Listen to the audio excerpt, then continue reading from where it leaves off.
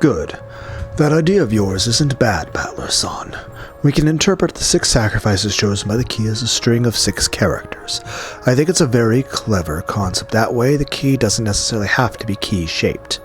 I've also considered the possibility that it's an anagram. Come to think of it, you did say something like that before. In a different timeline. Why are we remembering things from different timelines? But in that case, where do we take the 6 characters from? That's right. Since we're taking 6 characters out, it must be at least 6 characters long. We need to read in some way that gives it more than 6 characters. If we follow Father's sensibilities, I guess it probably is English after all. If it looks like we're getting stuck, why don't we move on to the second twilight and look for hints? Those who remain shall tear apart the 2 who are close. We can probably think of those who remain as the remaining characters after the first 6 have been taken out. In that case, what does it mean by the 2 characters that are close? I see. I get it, so that's what this is about. For example, let's take the following list of 9 characters. And then let's say that 6 characters are offered as sacrifices, 1, 3, 6, 7, 8, and 9. In this case, we erase the aforementioned 6 characters from, and we get 2, X, 4, 5. So 2, 4, and 5 are left. So what?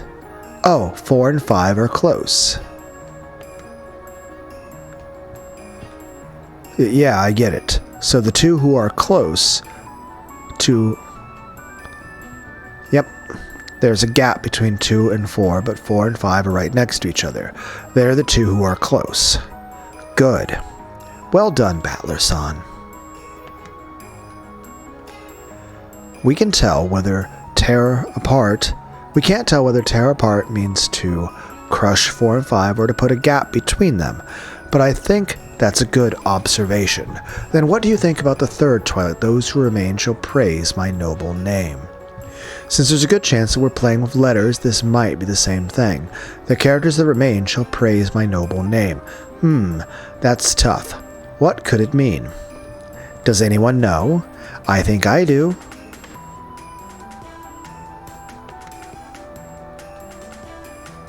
Huh? What is it? Tell me. Is this also an anagram? Once again, good.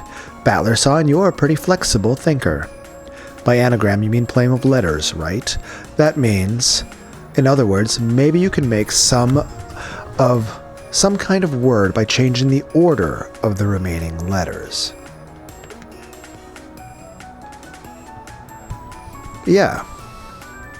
If so, I might be getting ahead of myself with this theory, but maybe the original list of characters that the first twilight removed is 11 characters long. Well done again. I reached the same conclusion. Well, why is that?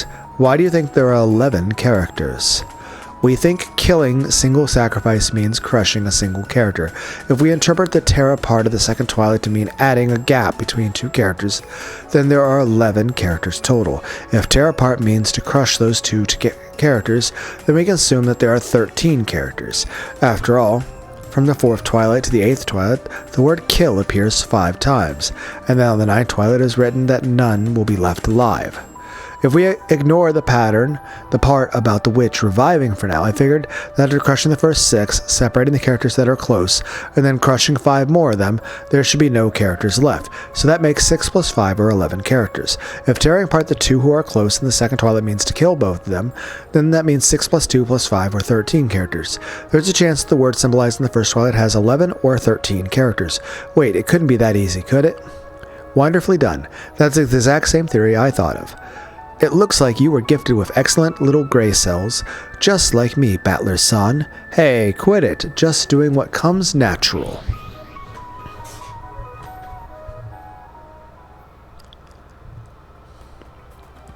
Hey, what the hell? The piece me's pretty damn smart. There's no room left for me to make theories.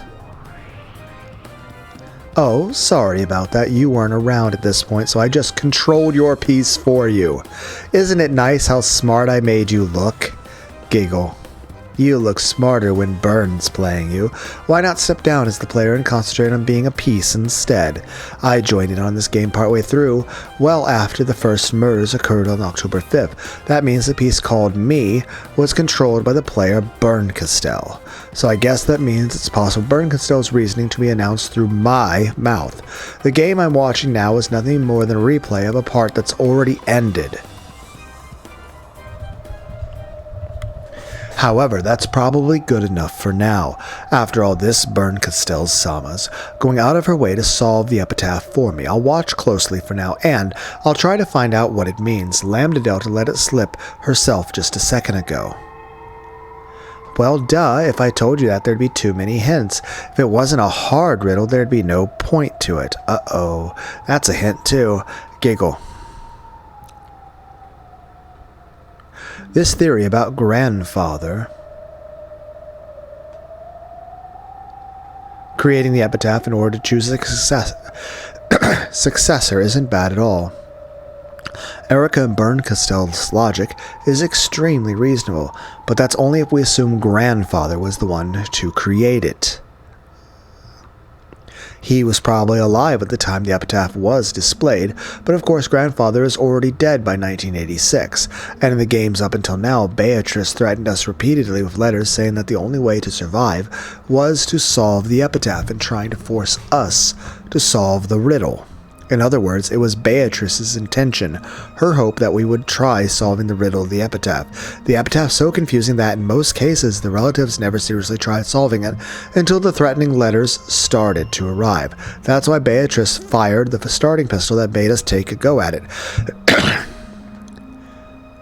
Why is Beatrice carrying out grandfather's will after his death?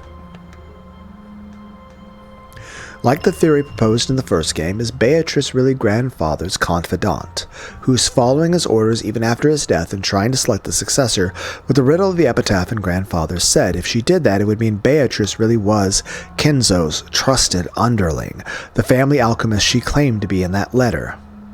After grandfather's death, Beatrice managed the 10 tons of gold and took the title of alchemist. She was entrusted with the epitaph's riddle, and without ever embezzling the gold, she waited for a human fitting to be successor to appear and solve it. And if that human didn't appear within a set time limit, would that be game over? Certainly Aunt Ava, who solved the riddle in the third game, became the only survivor and automatically the final head of the Ushiromi family, inheriting everything. Up until now, no one has ever survived past October 5th except Aunt Ava, and the one who solved the epitaph. That was the only case where Beatrice let anyone survive. Is Beatrice's loyalty to grandfather the thing that drove her? Was she so loyal that she faithfully carried out some terrible order to kill everyone if the epitaph wasn't solved? I must not stop thinking. Don't stop thinking. Just don't think of the riddle itself. Think about why it's significant. Why is Beatrice telling us to solve the epitaph? Why is she making us solve such a confusing epitaph? If Beatrice makes us try and solve the epitaph we have no real chance of solving, and by some lucky chance a miracle occurs and someone is able to solve it, what significance would that have to her? I don't know what such a miracle would be worth to Beato. Anyway, until we figure out the first Twilight, we'll have to give up on the rest. We tried looking at it from several different angles, but in the end we got stuck there and made no further advances. Fwa. Maria let out an extra large yawn. This caused several other people to yawn.